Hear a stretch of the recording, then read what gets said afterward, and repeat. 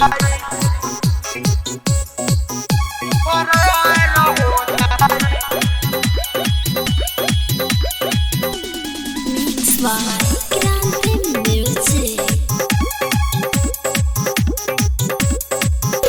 Samsung ना होई कि हैंग हो जाए, सलमान नहीं हुआ कि फैन हो जाए। हम सैमसंग ना होई कि हैंग हो जाए, सलमान नहीं हुआ कि फैन हो जाए। देखो तारो चुपचाप तो हाई सुकु देखो, ढोड़िया पर हमरा ठोनी न फेंकना तो मुड गबड़ाई तो मार हो जाए। रे छमिया होवे यो हिरान सन के गाँव कवन हो लेके आज फरार हो जाई। रे छमिया होवे बबुआन सन के गाँव कवन हो लेके आज फरार हो जाई।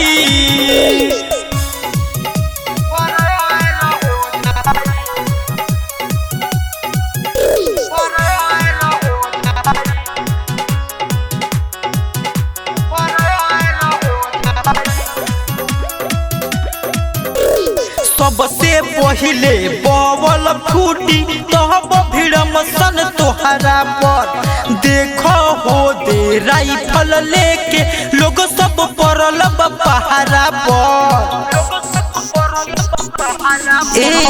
सबसे पहिले बवल फूटी तब भिड़म सन तोहरा पर। देखो हो दे राइफल लेके सब लोग पड़ल पहाड़ा पर। जनता ने हवे उत्पत्ति पूरा गाँव दिहला हसाई ये बाबू अपना, अब ढेर नहीं बोला बिगाड़ हो जाई। रे छमिया अरे बोला ना। रे छमिया हवे यो हिरान सन के गाँव कवन हो लेके आज फरार हो जाई। रे छमिया हवे यो हिरान सन के गाँव कवन हो लेके आज फरार हो जाई।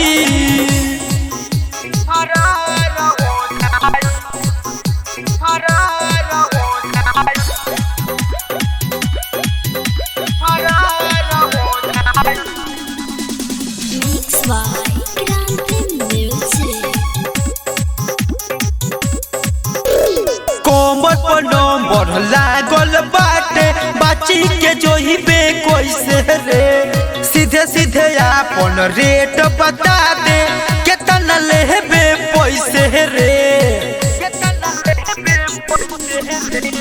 कोमर पर नंबर लागल बाटे, बाची के कैसे जोहिबे रे। सीधे सीधे आपन रेट बता दे, केतना लेबे पैसे रे। कृष्णा ने कर दी तू बड़ा बदतमीज, बार बार छुआता रहो हमरो समेज। अब डांट दे तो पूरा हाहाकार हो जाई। रे छमिया अरे कह रे छमिया होवे यो हिरान सन के गाँव कवन हो लेके आज फरार हो जाई। रे छमिया होवे यो हिरान सन के गाँव कवन हो लेके